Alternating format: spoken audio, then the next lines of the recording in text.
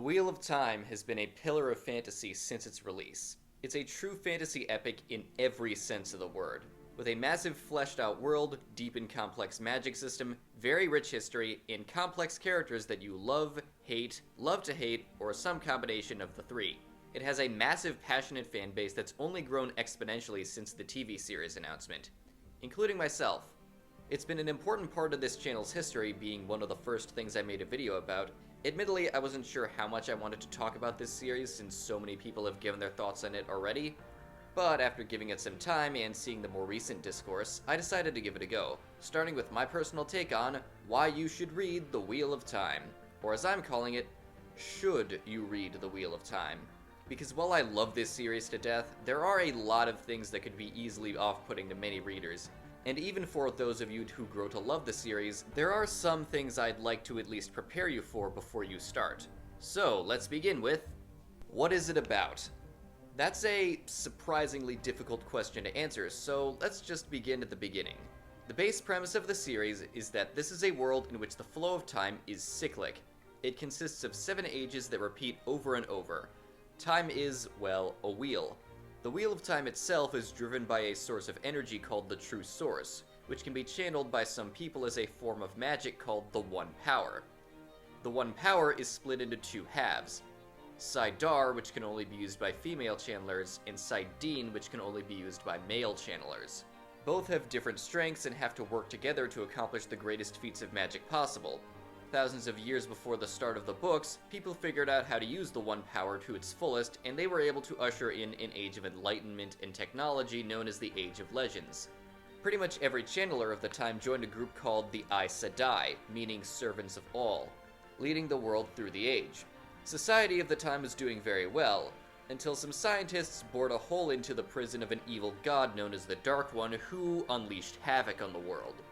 After a war, there was a divide between the male and female channelers, and it resulted in the most powerful channeler of the age, a man named Louis Theron Telamon, who was also a great hero known as the Dragon, leading an army against the forces of the Shadow, without the aid of the female Aes Sedai.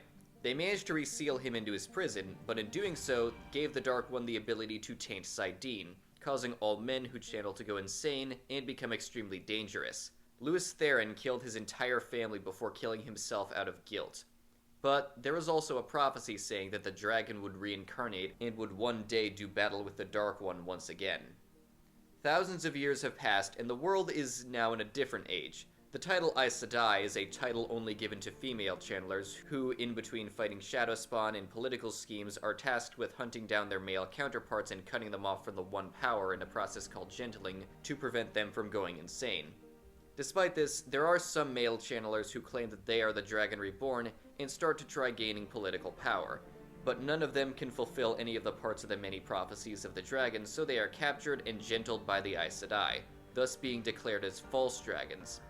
When the story begins, we pick up on a small group of villagers far from any important events, who all begin to notice that things around them are starting to change. And that is all that I can say without getting into major spoilers, so let's get into the pros and cons. If you are looking for fantasy of epic proportions, look no further.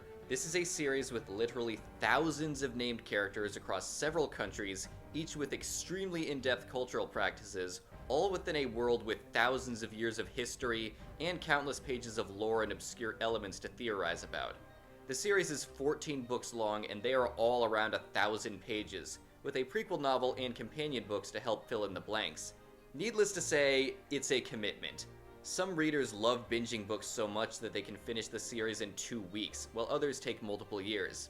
I personally took over 2 years to finish it, and while it was a commitment I'd be hesitant to take up again, it was a journey I was very happy to make. But even then, I would not recommend this to anyone who doesn't have a deep love of fantasy, and in particular epic fantasy. If you're a busy person, you can always listen to the audiobooks, which is what I did. The story itself is very slow-paced, and I'd even borderline call it the slowest-paced story I've ever come across, but if you stick with it, the payoff is worth it. The series was written by 2 authors because, unfortunately, the original author Robert Jordan passed away before the series was concluded. It was finished by Brandon Sanderson using the many notes Robert Jordan left behind, and he did what is considered by the fans as a fantastic job finishing the series. There's a reason why there is so much overlap between his fanbase and the Wheel of Time fanbase, and that is despite there being some aspects Brandon was not fully satisfied with, and with him admitting that Jordan would have written a better ending. So who exactly are we following through these 15,000-ish pages in 19 days worth of audiobook time? The characters of this series aren't exactly the gritty grimdark of Game of Thrones, but they aren't pictures of human decency either. Because while it's true that the good guys are all trying to do good and the villains are mostly trying to do what they do for selfish reasons, that isn't the whole story. Even the most good-hearted heroes in this world are still driven by selfishness, and they are all extremely flawed in one way or another. This is even true of the main perspective characters that we end up following for most of the story, and that can make them unpleasant to be in the head of. They spend a long time desperately avoiding the inevitable, spouting their personal biases at the reader, and making stupid decisions. But through many struggles and bendings of fate, they mature and grow into more stable, capable heroes despite their flaws. Though that does take quite a bit of time. This is especially true in the case of one particular character, Nynaeve Almira. I've avoided naming any of the main characters or giving any spoilers, but for Nynaeve, I'm making an exception, because she is the most divisive character in the entire series. She is either vehemently hated or immensely loved by fans. Personally, I started out hating her because she constantly snaps at everyone, talks down to them, and refuses to do anything other than what she believes to be right, even when she's demonstrably wrong or severely out of her depth. However, over time, she grows, snaps at people less, and slowly begins to understand the perspectives of people other than herself, which made her one of my favorite characters by the end of the series. So this certainly can be satisfying character development once you get several books in.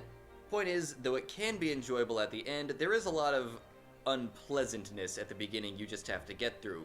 And that is something many fans, especially the hardcore fans, tend to forget about, in particular when they've read the series multiple times. In fact, that dissonance is one of the primary reasons I wanted to make this video in the first place. No hate for the disheveled goblin, he's someone I respect immensely and the biggest reason I started reading the books, but I felt I had to disagree with him on this point. Moving on. The villains are all mostly selfish assholes who want power and status for themselves, but there is also diversity to their motivations and actions. They all come from different places, and in some cases different times. They range from mindless monsters to unkillable eldritch horrors, to powerful dark magic users, to greedy politicians, to seemingly normal people. My personal favorite is one of the Shadow's most powerful servants who took a look at the cyclic nature of time and came to the conclusion that because time is cyclic and ever repeating, the Dark One has infinite chances to destroy the world and possibly remake it in his image, and therefore there's no point in fighting him. No matter what, it's only a matter of time before evil wins and wipes out everything. And to be fair, he is right about that. So he fights for the Shadow because that's the only way he can see his actions having meaning. Again, that's as much as I can say without getting into spoilers. Now with all that said, let's get into another aspect of the series that people tend to find off-putting. The super massive descriptions. Robert Jordan was very much a detail-oriented author, and even compared to other epic fantasy authors. Hence the series being over 4 million words across 15 books. You'll get pages and pages of describing everything from cultural practices and settings down to the stitches in the average woman's dress. That's a bit of an exaggeration, but it also kind of isn't. Jordan really will spend a lot of time telling you about his world, and that's something you will either love, hate, or learn to love. I just sort of took it as it came, and started to enjoy it as a part of the story. There is a purpose to the descriptions, and even when they are repeated. The nature of the world ties into the characters' history and themes. Like a lot of things in the series, they do all come together at the end. And whether or not it bothers you will just depend on you and your preferences. Now for the two things that most of you probably associate with the epic fantasy subgenre. Epic battles and politics. This series delivers both in great measure. The battles start off pretty big towards the beginning of this series, but they get bigger as the characters get more involved and the stakes get higher. There's also the additional elements of how the magic is used. Channeling can be as small scale as a harmless gust of wind, or as big as the annihilation of entire cities, and everything in between. There's even main characters attempting to use it creatively to catch the villains off guard and gain the upper hand, and it works some of the time. Regardless, the battles always manage to stay engaging due to being told from multiple perspectives so you see the actions of all the major players, and the effects of said actions. Now the politics aren't really in the early books, But from book 4 onward, the main characters become more and more directly involved. They aren't as intricate as the politics of Game of Thrones, but they are more than serviceable for this story. The main characters are still trying to keep everything together and possibly unite everyone against the Shadow, but they are impeded at every turn by selfish nobles who seek to gain power even when the fate of the world is on the line, people who think they know better, and antagonists who are secretly moving the pieces to try and take them down. It's frustrating to watch happen, and it's arguably the greatest challenge that the heroes face, but it fits the story and the world. Robert Jordan had a deep focus on culture and, by extension, cultural differences, which is one of the biggest causes of division in the world. It also is a more realistic take on what the presence of a chosen one being born into a world and having to unite it against a common threat would be like. And to Jordan's credit, that would be extremely difficult, perhaps even impossible. But there is one more thing I need to mention in regards to aspects of the series that people might dislike, and that's the slog. If you've spent enough time around the Wheel of Time community on YouTube, you've likely heard of the slog, a period of time in the middle of the series in which the pacing gets even slower, the story structure gets worse, and the overall quality dips. When it takes place is a bit debated by fans, but most generally agree that it takes place from books 7 to 10. But it's not as bad as I'm making it sound. There are still great character moments and very important events that take place during the slog. It was just a portion of the series where each of the characters had to go on their own journey to accomplish what they needed to, before everything comes together in preparation for the last battle. And the slog does have an end. Book 11, Knife of Dreams, the last book Jordan finished on his own, is very beloved by fans for good reason. It covers just about all of the characters, a lot of very important stuff happens, and we get payoffs for many plot points set up during the slog. At the time of writing this, I have not gotten to this in my Wheel of Time ranking series, but while there is a dip in quality, the last 4 books, and especially the finale of the series, made it all worth it. At least for me. Conclusion. The Wheel of Time is a very long series with a lot of problems, some of which are frustrating and even grueling. But it really is just as great as the fans say. There are a number of reasons it may or may not be for you as a reader, but as someone who has made the journey, I can say it's an adventure I don't think I'll ever forget. If you're not convinced yet, or you want some more info, I've linked some spoiler-free videos in the description, some of which are by the aforementioned Disheveled Goblin, and they can hopefully give you a bit more information if you're interested.